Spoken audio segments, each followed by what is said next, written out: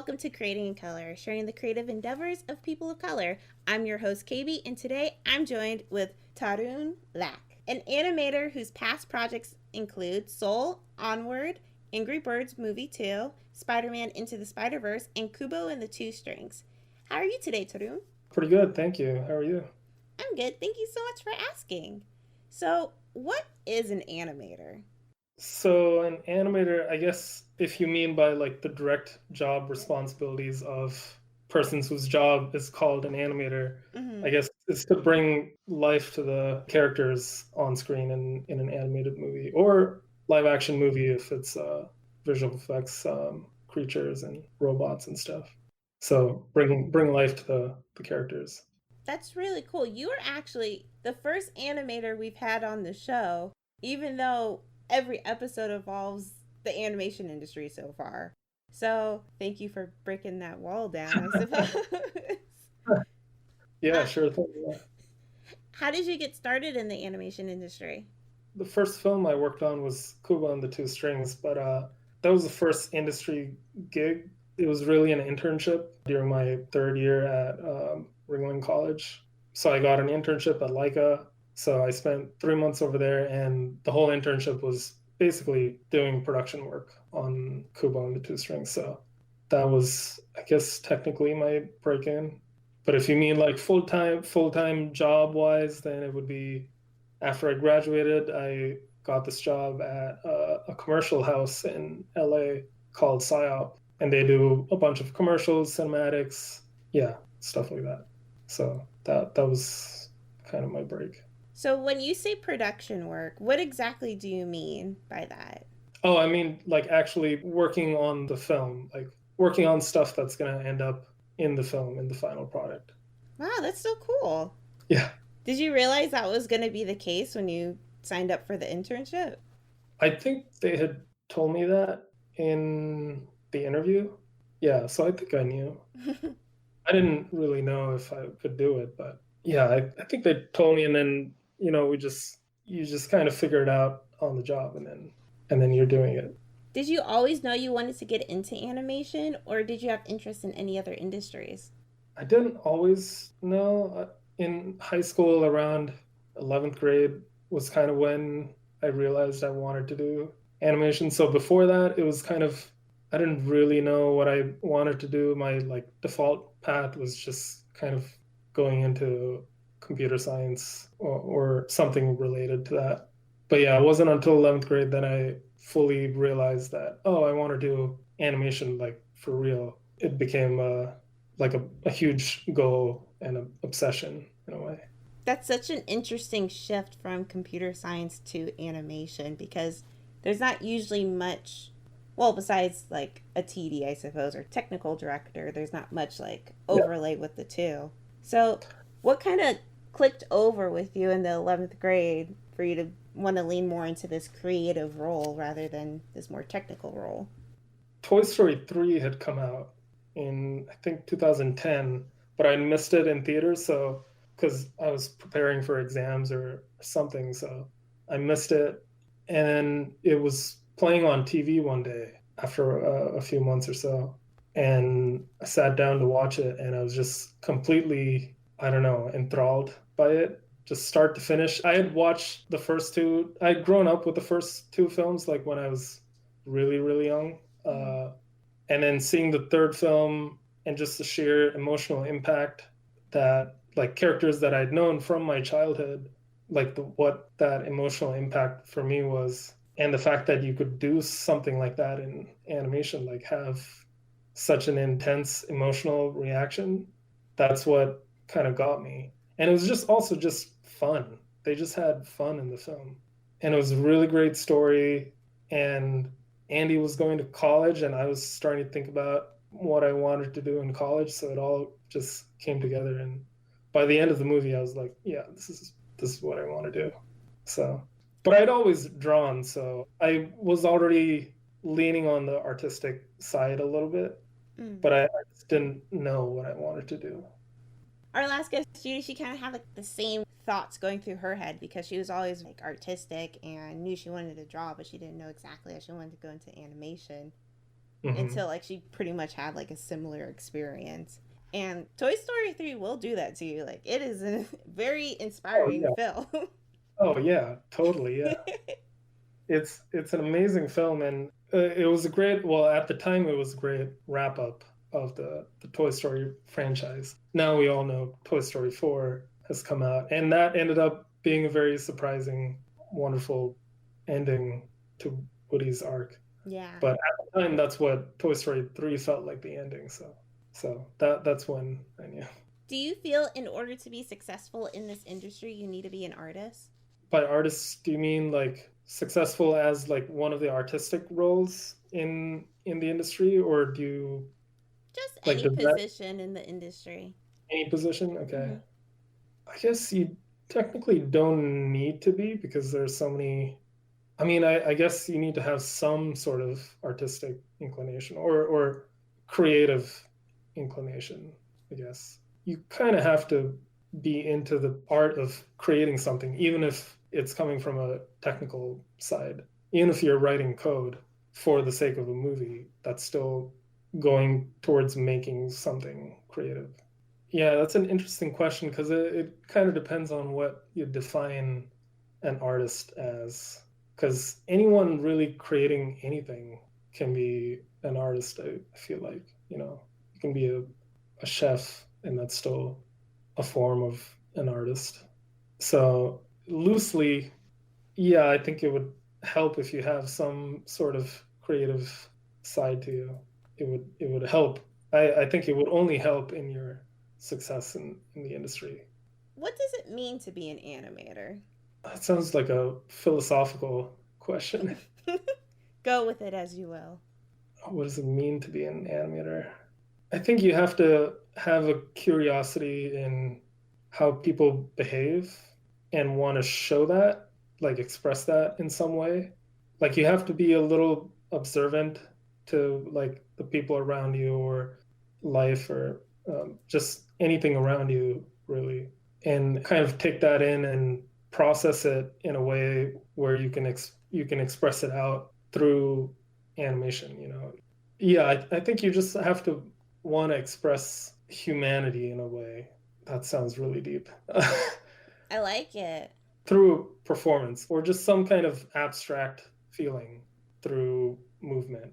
And there is a storytelling side to it. So if you're working on, if it's like animation for movies, then you kind of have to have a little bit of an interest in narrative storytelling. If you're not doing purely experimental animation, then there's the narrative storytelling side that I think you have to be interested in to be able to convey that performance, but in a meaningful way that helps the story. What does your daily routine look like? So after I wake up, brush my teeth, take a shower, blah blah blah. Coffee is like my first thing. Yeah, and then as far as starting work, I'll kind of just quickly look over what I need to do. Like if I usually have notes written down from like the last review, so I'll quickly look over like what have I not done yet? And then I'll just watch my work, whatever my in progress work is, watch it and then kind of just because it's a new day and I haven't seen it in like several hours, I'll usually have like a gut reaction to it. So that usually helps like first thing in the morning to look at that, and then you kind of immediately know, okay, I need to go in and fix this or work on this part more.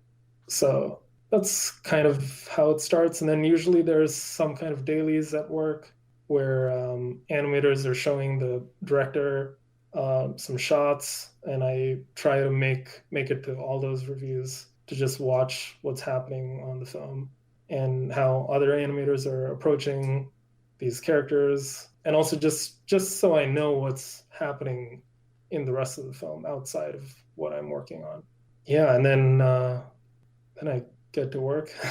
Yeah, I don't know that there's any inherent structure in my day. I guess it kind of depends on what stage of a certain shot or a certain sequence I'm at.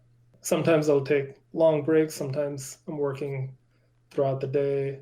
sometimes I'm just a little lazy and won't do much work. And some days are more just like research mode where I'm looking at YouTube videos or shooting reference or watching film clips or something to help with what I need. Or I'm in talking to other animators about ideas on the shot, or talking to them about what they're doing, see if I can get any inspiration from that. What are some specific roadblocks that you try to watch out for? Roadblocks, I think I always kind of know when I'm reaching my limit, like in terms of like how much I'm working and if I'm going to be productive. Like there are times when, you kind of feel like I'm not very productive today, then, but even if I need to get something done, I'll try to take a break or something. Or if I'm struggling with a certain beat in a shot, I try to take a step back. I think I have just enough experience now to like not freak out when that happens. When I don't know how to tackle something, I usually just kind of take a little break if I can and kind of try not to think about the shot for a little bit and kind of come back to it and then think about what like all the different options from how I could tackle this, because like there's so many different workflows in animation. Like as an animator, you can have tons of different workflows. So I kind of try to think about, okay, what for this kind of shot or this kind of beat, how do I tackle this? Or if it's like a creative problem where I don't know how a character is supposed to act in this moment, then it's kind of just going back into research mode in a way. If the director, usually the director has briefed us on all the shots, so I might try to go back and look at that recording where he or she talked about the shot. Yeah, or maybe looking at other shots from the film, or like similar characters from other films that I might think of. Just kind of stepping back and taking some time to think about it, think about the problem. Career wise, I guess I've hit like a couple points where I feel like I wanted to do better work, but I didn't know how. Like I was trying as hard as I could and working hard, long hours, but for some reason it wasn't like the library of my work during a general time didn't feel like this level that I wanted to be at. So I usually hit those kind of roadblocks. And in those times I feel like I just have to kind of go and talk to an animator that I admire and respect their work, and that I feel like I could have an honest conversation with them without feeling really terrible in the end, or the feeling of them judging me too much. And they usually ended up, it's happened to me like a 2 or 3 times now where they've pointed out things that I had never seen before. Like I didn't know how to see it. Someone has to tell you, hey, notice this, and that's when you learn to see it. Mm-hmm. Yeah. So I've had a couple aha moments just from those experiences, and those have usually helped kind of catapult my work at least a little step up. Like I felt the difference after noticing that and applying what I had learned from them into the work after. I felt like it had definitely helped. And then they kind of ended up compounding in a way all the feedback that I had gotten. It kind of compound, and then you start to learn more by looking at your own work in different perspectives. So that's helped me a lot. Other roadblocks are it's kind of like not getting the job you wanted. That's happened to me quite a bit, and it's a hard pill to swallow, but then you just kind of swallow it and then you move on. But then you have to move on in a constructive way. Like you kind of have to go back and like honestly look at your work and realize, okay, maybe it just really wasn't good enough for them, whoever, whatever the company was. And you kind of have to look at why you want to like maybe it's worth like looking at the work that that particular studio produces and seeing the difference in what your work is and the work they do. Sometimes it's just a taste difference. In that case, it might just be that, you know, maybe it's not the best place for you to work. I've had one of those moments where I felt like I was really close to getting something, but it didn't work out. And I later realized, you know, it's probably best because I'm just not the best fit for it. Even if I got the job, I don't know that I would have done well for the work they wanted. So, yeah, that's a kind of different kind of roadblock. Yeah. That's yeah, it's kind of knowing a little bit of what you want to do, like what the work that you want to do. So, anyone who's interested in pursuing animation in school or even before they enter school, what kind of tips could you give them in order to like help them stand out of the crowd more or even like figure out if this is something that they want to do? Because, to my understanding, animation, like animator jobs, are a little limited. So, how does one make sure they're real or demo reel stands out of the crowd, if you have any tips for that? I know that's kind of like a weird question, but Right, this for students who are trying to break in, yeah. basically. Yeah. Yeah, I mean, it's interesting because there's no, I feel like there's no right answer. It's basically just better work, but what does that mean? Like you want to do better work, but what is the practical application that a student can put into the work to get there?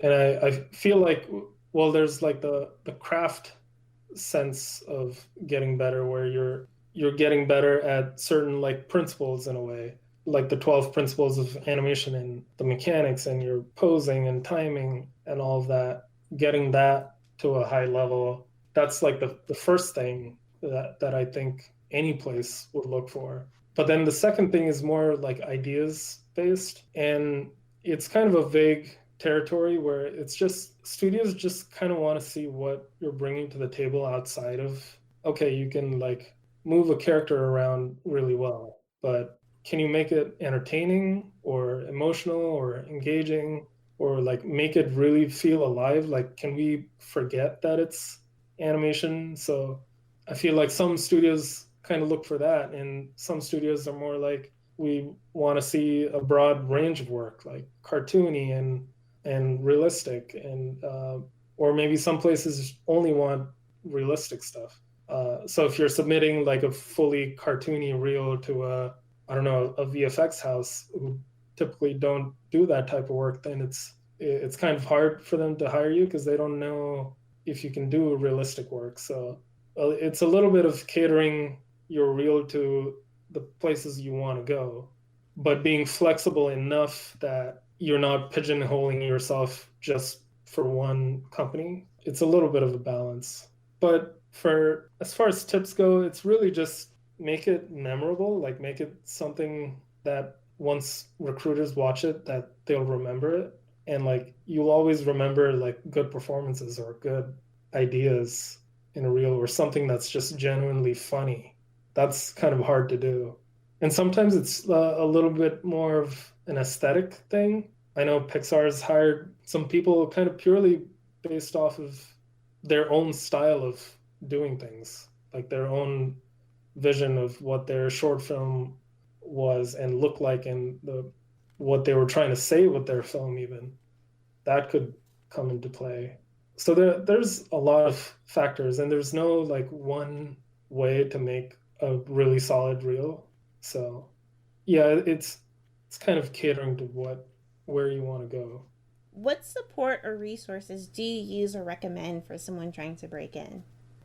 I think Instagram nowadays, Instagram has been good for people just to share their work, and people inevitably get noticed just by putting out good work, and you might end up even getting offers from that or people reaching out, or it can even just be like a recognition thing where people who see your work and then they hear about some job, and then the person thinks, oh, I've seen someone who could do that from Instagram, and so they might introduce that name over to the person who's hiring. So in terms of networking, like digital networking these days, I feel like Instagram it's becoming kind of powerful. Yeah, and you can kind of almost skip the traditional route of having to just apply on a website and hope for a response, which you still have to do, but it's not the only way. Networking, kind of just getting to know, trying to meet the people you want to work with or people you look up to, or just getting feedback from those people. Those are all kind of great ways to just get your work exposed and just to meet people and have your name out there and just kind of make friends. Don't try too hard just to like network for the sake of networking. Just have the genuine interest in meeting like-minded people. I feel like that's almost the best way to network. Yeah, I agree. So, what was your upbringing like? Upbringing. So I grew up for most of my childhood. I grew up in India in a city called Chennai. It's one of the bigger cities in India. But I was born in the US, so I spent some time in the US. And then when I was 5, we moved to India. So yeah, it was interesting. At least the schools I went to were very academically focused. So it's all about, you do well in your studies so that you can go into a good college so that you can get a good job, the kind of traditional path. And that's kind of a little bit inbred into the society. So it was basically just that. I still, still watched a fair amount of TV and drew a lot and like played some soccer. Yeah. But it was a lot of focusing on studies and then trying to do art on the side, which I always ended up finding myself just doodling on the side in class or whatever. I wasn't good at all at studies, so it was kind of a struggle for me to go through that. How does your family feel about you working in the animation industry?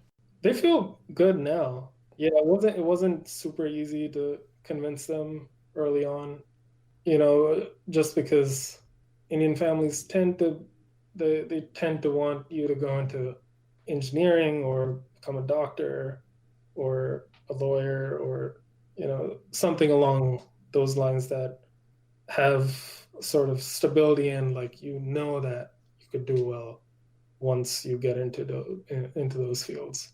So that there was some of that pressure. So it took a while to convince them, but eventually they let me do it. So I'm very thankful for that. So yeah, and then since I've had some success now in the industry, they're definitely proud now. Yeah, Oh, that's good. they're happy. Yeah. Outside of work, what kind of hobbies, side hustles, or interests do you engage in? Outside of work, I just try to do a little bit of personal work on my own time. It might be like animating something different from what I do at work on the side, or just drawing because my actual job doesn't involve much drawing unless I'm doing thumbnails, like really rough and quick thumbnails. So sometimes it's just nice to sit down and draw something and make a finished drawing. Yeah, and I'm trying to think of some ideas for potentially making a short or something. I don't know yet. Uh, Ooh. but it's just I'm still in the very early stages of like, okay, what do I want to do? And just kind of tossing around some ideas and what could be worth my time. Well, you'll have to let us know when you have that short. Not necessarily No, I, ready, but ready to it'll share. probably take a very, very long time. That's fine. We could wait. We could wait. What do you feel are the next steps in your journey? I think I just want to get little bit more deeply involved within the work I do. So I'd love to just get in on a film earlier than I've been on past films and kind of help the film from the ground up in a way, like early on in animation, kind of trying to figure out, okay, how do we build these characters? Like, well, where they're establishing their personality a little bit more, kind of helping the director realize or at least explore his vision a little bit. That's something I've been really wanting to do. Now that I've worked on a few films, I kind of want to see like what that next step is, like going a little deeper and spending a longer time on a project and coming in, hopefully coming in early and staying until the end to see that film through. That's something I'm trying to think about and hope to get on. Okay, now's the time for rapid questions, where I'll ask you a series of this or that or yes or no questions, and you answer as soon as possible. Are you ready? Okay. Do you believe in ghosts? No. Have you ever seen a UFO? No.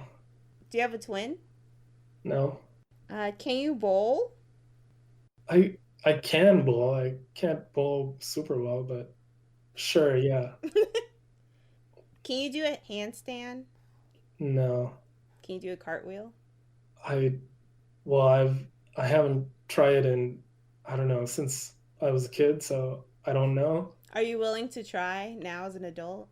Uh, I'll probably try it at some point, I'm sure, and fail miserably. What about a backflip? Oh, definitely no.